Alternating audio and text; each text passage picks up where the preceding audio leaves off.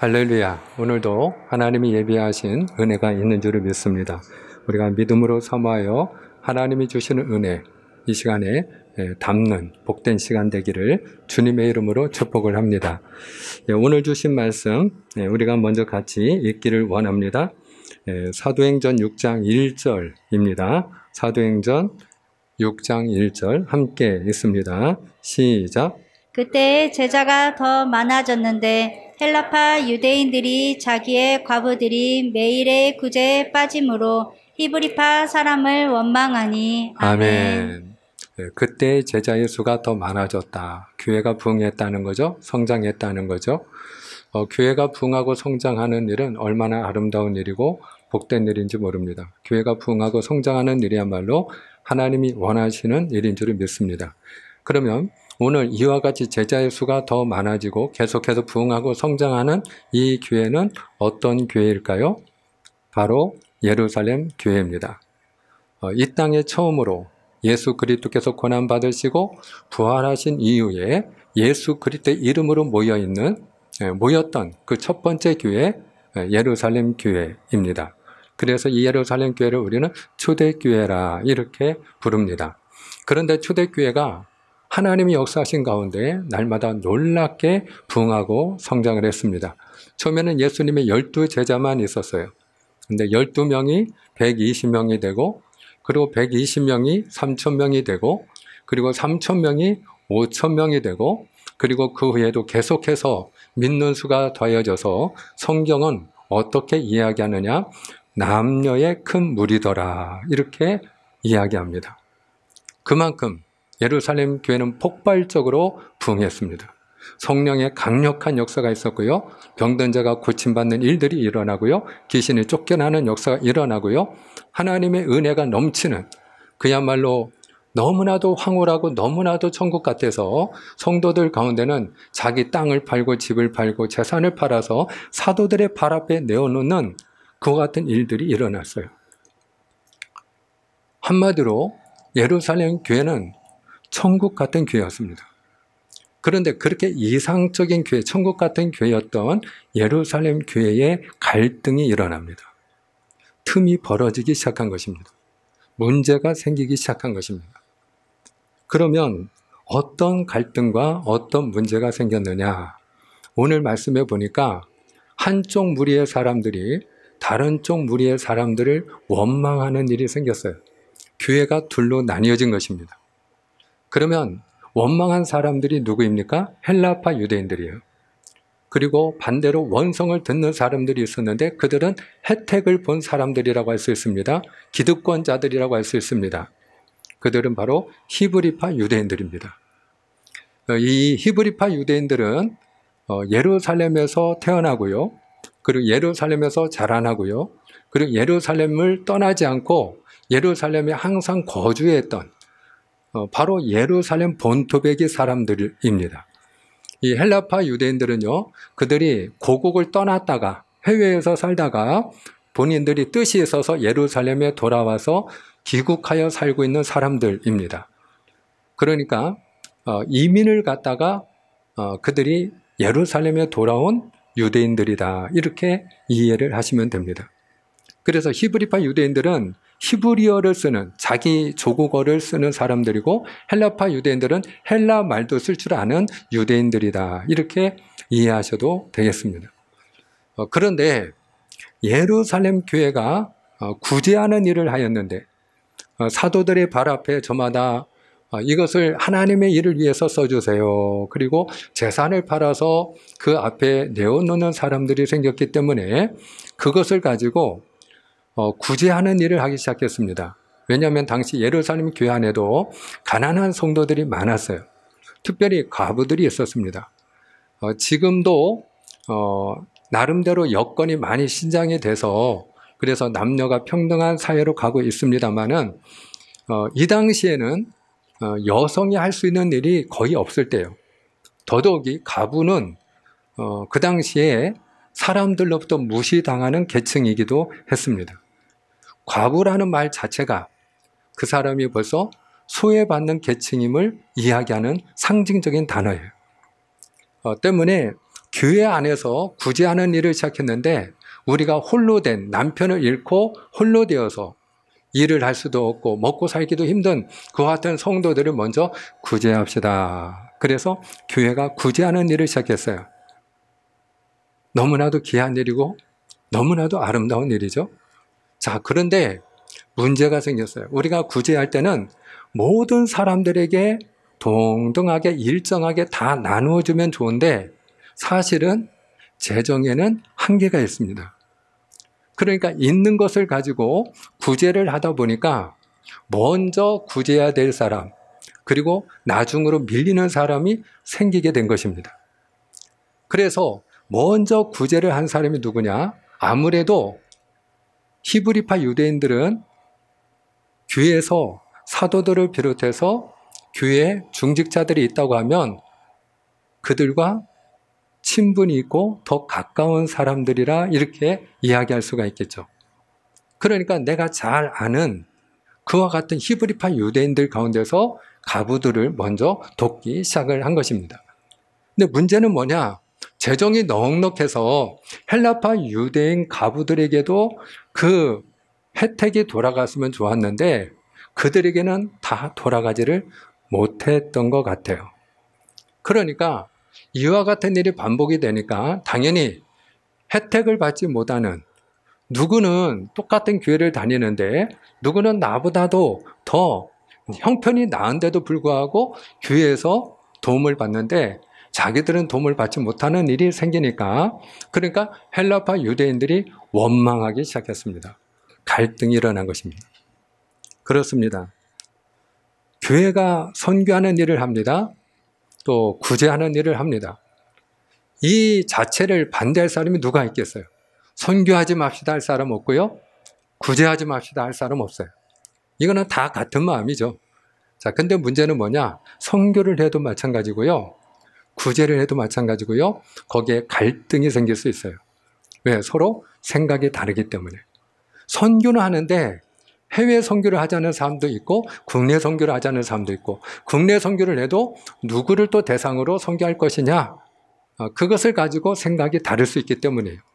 구제를 하더라도 당장 우리가 구제하자는 건 원칙은 정했는데 그럼 누구를 구제할 거냐 할 때 대상이 저마다 생각이 다를 수 있어요.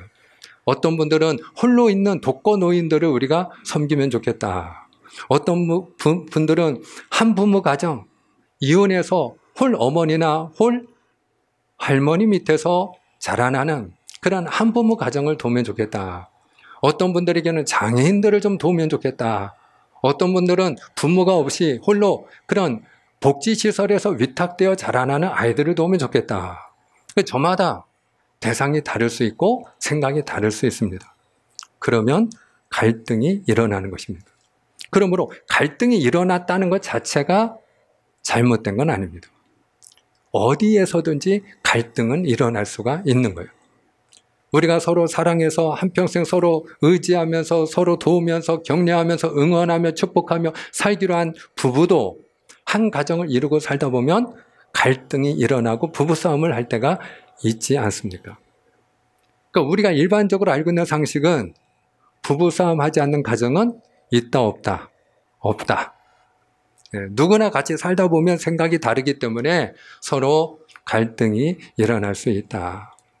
그런 면에서 갈등이 없는 교회는 없다라고 할 수 있습니다. 문제가 없는 교회는 없다라고 할 수 있습니다. 왜냐하면 우리가 이상적인 모델로 잡고 있는, 바라보고 있는 지금 초대교회의 경우에도 갈등이 있었기 때문이에요. 그런데 가장 중요한 건 뭐냐? 여러분, 교회가 교회다운 교회가 되려면 갈등을 극복해야 될 줄 믿습니다. 그리고 교회가 화목한 교회가 되어야 될 줄 믿습니다. 교회가 교회로서 역할을 할 때 가장 중요한 것은 교회가 화목한 교회로 한마음이 되어 움직이는 교회가 되는 것입니다. 교회가 부흥하고 성장하는 일 너무너무 중요합니다. 자, 그런데 여러분들이 아마도 뉴스를 통해서 가끔 가다가 이름만 대면 알 수 있는 그런 큰 교회예요. 누구나 아는 큰 대형 교회인데 그 대형교회가 둘로 셋으로 나뉘어져서 서로 본당에서 예배를 드리겠다고 바리케이트를 치고 서로 몸싸움을 하고, 그리고 교회가 싸우고 다투는 장면이 뉴스로 나오는 경우를 볼 때가 있을 거예요. 교회는 많이 부흥했어요. 성도들은 많이 모여요. 그런데 교회가 다툼이 있고 서로 갈등이 있어요. 그러면 그와 같은 소식이 들려질 때, 소문이 날 때 그 교회는 사회에 선한 영향력을 미치는 교회가 되나요? 아니면 오히려 교회가 크면 클수록 악한 영향력을 미치는 교회가 될까요? 여러분, 오히려 교회가 크면 클수록 교회가 화목하지 아니할 때에 그 교회는 오히려 더 많은 사람들로 하여금 야, 교회 다니면 안 되겠구나, 교회 못 다니겠구나. 오히려 자기들도 천국에 못 들어갈 뿐만 아니라 다른 사람들도 천국에 들어가지 못하게 가로막는 장애물이 되는 그런 교회가 될 수 있더라 하는 거죠. 가정의 경우도 마찬가지 아닙니까?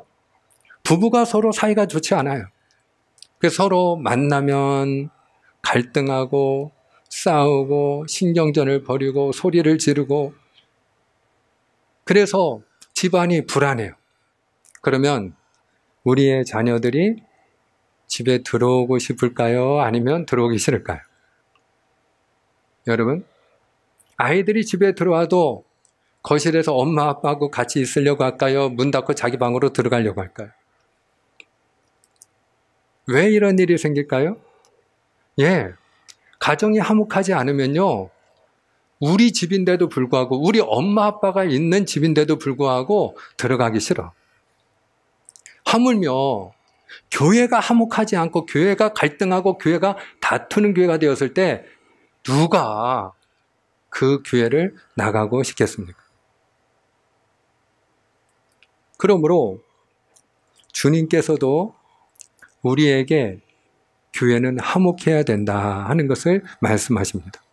마가복음 9장 50절입니다. 마가복음 9장 50절 말씀, 주님이 들려주시는 말씀이에요. 우리 함께 읽기 원합니다. 시작. 소금은 좋은 것이로되 만일 소금이 그 맛을 잃으면 무엇으로 이를 짜게 하리요. 너희 속에 소금을 두고 서로 화목하라 하시니라. 아멘. 소금은 짠맛을 내야 소금이죠. 모양은 소금인데 짠맛을 잃으면 소금이 역할을 할 수 없는 거죠. 부패를 방지할 수 없어요. 맛을 낼 수 없어요. 마찬가지로 너희도 서로 화목해라. 교회도 화목할지어다. 왜? 교회가 화목하지 않으면 소금이 짠맛을 낼 수 없는 것처럼 교회가 교회의 맛을 낼 수가 없어요. 교회가 더 이상 교회로서 역할을 할 수가 없어요. 그래서 주님께서는 교회가 가장 중요한 것은 화목한 교회가 되는 것이다 말씀하고 계십니다. 여러분들이 아마 주보 그 첫 페이지를 보시면 맨 위에 왼쪽 상단에 평안하여 든든히 서가는 교회라고 써있는 우리 교회 표어를 확인할 수 있을 것입니다. 하나님의 교회가 든든히 서가는 교회가 되기를 주님의 이름으로 축복합니다. 부흥하고 성장하는 일은 하나님이 원하시는 일이기 때문이에요. 그런데 그보다 더 중요한 게 있습니다. 우리가 먼저 주 안에서 화목하여지는 것입니다. 서로 사랑하는 것입니다. 우리가 한 마음으로 하나가 되는 것입니다. 그것이 바로 교회로서의 역할을 감당하는 데 가장 기본이 되는 뿌리가 되기 때문이에요. 교회가 작을 수도 있고 교회가 클 수도 있습니다만 가장 중요한 것은 그 교회는 화목한 교회가 될 때 온 교회 가족이 한 마음과 한 뜻이 되어서 움직일 때 그 교회는 교회로서의 맛을 내는 줄을 믿습니다. 그 교회가 오고 싶은 교회가 되고요. 그리고 우리 교회 한번 와보라고 말하고 싶은 교회가 되는 것입니다. 주님께서는 예배자를 찾으셔요. 얼마나 예배자를 찾으시고 기뻐하시는지 하나님은 예배자를 찾으시느니라 그렇게 이야기하고 있어요. 자, 그런데 하나님 앞에 오늘도 우리가 예배하러 나왔습니다만은 우리가 이렇게 하나님 앞에 하나님이 가장 기뻐하시고 하나님이 찾으시는 예배자로서 하나님 앞에 나와 예배를 드림에 있어서도 먼저 더 너희가 해야 할 일이 있다. 그게 뭐냐? 형제와 화목하게 화해하는 일이다. 이렇게 말씀하세요. 마태복음 5장 23절과 24절 말씀도 확인하기 원합니다. 마태복음 5장 23절, 24절입니다. 시작. 그러므로 예물을 제단에 드리려다가 거기서 내 형제에게 원망 들을 만한 일이 있는 것이 생각나거든 예물을 제단 앞에 두고 먼저 가서 형제와 화목하고 그 후에 와서 예물을 드리라. 아멘. 아멘입니까? 그렇습니다. 아멘입니다. 하나님 앞에 예물을 드리고 하나님 앞에 예배를 드리는 일, 하나님이 가장 기뻐하는 일이에요. 그럼에도 불구하고 우리가 서로 갈등하고 다투며 하나 되지 못한 상태에서 예배하는 걸 하나님은 기뻐하지 않으세요. 먼저 화해하고, 먼저 화목하고, 먼저 하나 되고, 할렐루야. 그것이 여러분 하나님의 마음인 줄 믿습니다. 어느 부모가 자녀가 찾아오겠다는데 싫다고 할 부모가 있겠어요? 어머니, 제가 오늘 집에 좀 찾아뵙겠습니다. 이번 명절에 이번에는 꼭 내려가겠습니다. 그런데 형제간의 사이가 안 좋다고 생각을 해보자고요. 서로 사이가 안 좋은 형제들이 같이 오겠다고 해요. 같은 날 명절에 서로 아웅다웅하면서 서로 원수같이 지내던 형제들이 그날 같이 온다고 하면 부모는 마음이 편안할까요? 불안할까요? 불안하죠. 그리고 아니나 다를까 한 집에 모여가지고 어머니, 아버지를 뵙고서 인사하고 나서는 또 서로 으르렁거리고 싸워. 여러분, 얼굴을 서로 붉히면서 밥상을 앞에 놓고 싸워. 그것을 원하는 부모가 누가 있겠어요? 그럼 아마 부모가 그럴 거예요. 너희들 이럴 거면 그냥 집으로 가라. 이럴 거면 그냥 가. 꼴 보기 싫다는 거죠. 그렇죠? 하나님은 우리의 아버지이십니다. 그 하나님 아버지 앞에 우리는 자녀들입니다. 여러분, 한마디로 우리는 한 형제요 자매요 가족인 줄 믿으시길 바랍니다. 그러므로 우리가 먼저 서로 사랑하고 우리가 먼저 한 마음이 되고 우리가 서로 화목하여 하나님을 예배하는 일은 하나님 아버지가 가장 기뻐하는 일인 줄을 믿습니다. 그래서 예루살렘 교회는 적극적으로 그 갈등을 해결하기 위하여 노력을 합니다. 그러면 예루살렘 교회는 어떻게 갈등을 해결했는가? 우리가 2절을 보기 원합니다. 오늘 본문 말씀 6장 2절입니다. 함께 읽어요. 시작. 12사도가 모든 제자를 불러 이르되 우리가 하나님의 말씀을 제쳐놓고 접대를 일삼는 것이 마땅하지 아니하니. 아멘. 첫 번째로 한 일이 있어요. 하나됨을 위해서 첫 번째로 한 일이 무엇입니까? 모든 제자를 불러 모았다. 모든 제자들을 불러 모았다. 예루살렘 교회 모든 성도들을 한 자리에 불러 모았다는 것입니다. 하나됨을 위하여. 그렇지요. 우리가 뭔가 갈등이 있고 그 갈등을 해결하고 하나가 되려면 무엇보다 중요한 것이 있습니다. 가정이든 교회든 직장이든 제일 먼저 하는 일이 무엇인가요? 한 자리에 모이는 거예요. 그러므로 여러분, 우리가 이렇게 한 자리에 모이는 것만으로도 하나됨에 아주 중요한 일인 줄 믿으시길 바랍니다. 일단 한 자리에 모였다는 것은 반은 성공한 거예요. 이미 반은 하나가 된 것이. 그래서 한 자리에 불러 모았어요.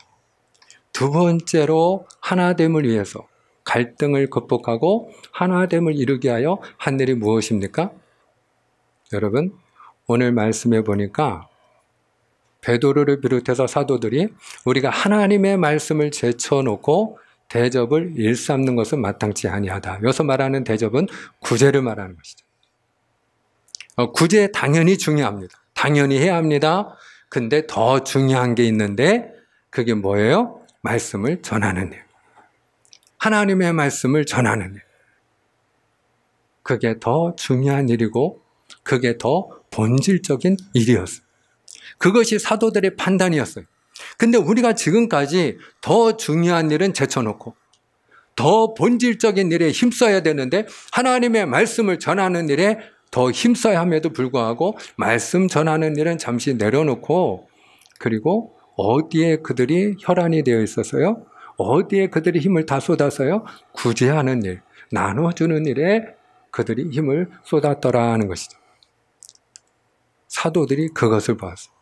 그러니까 교회가 하나 되기 위해서는 어떻게 해야 되느냐? 목사를 비롯해서 중직자를 비롯해서 하나님의 교회 일꾼들, 하나님의 교회가 더 중요한 일에, 더 본질적인 일에, 하나님이 더 기뻐하시는 일에 우리가 마음을 쏟아야 될 줄 믿습니다. 그럴 때 하나가 될 수 있다.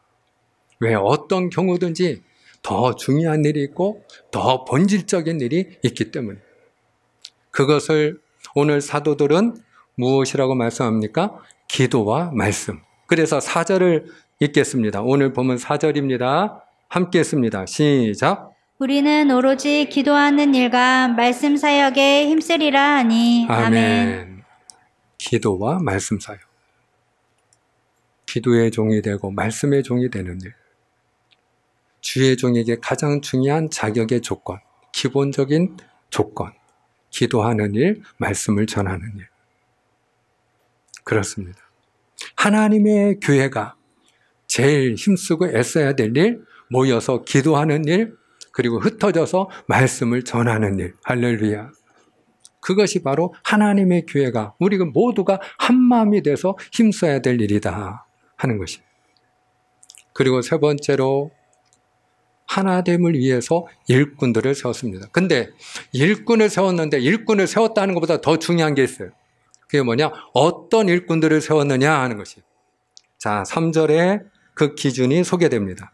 3절을 다 같이 읽겠습니다. 시작. 형제들아, 너희 가운데서 성령과 지혜가 충만하여 칭찬받는 사람 7을 택하라. 우리가 이 일을 그들에게 맡기고. 아멘. 어떤 일꾼들을 세우라고요? 첫째, 성령 충만한 사람. 두 번째, 지혜가 충만한 사람. 세 번째, 칭찬을 받는 사람.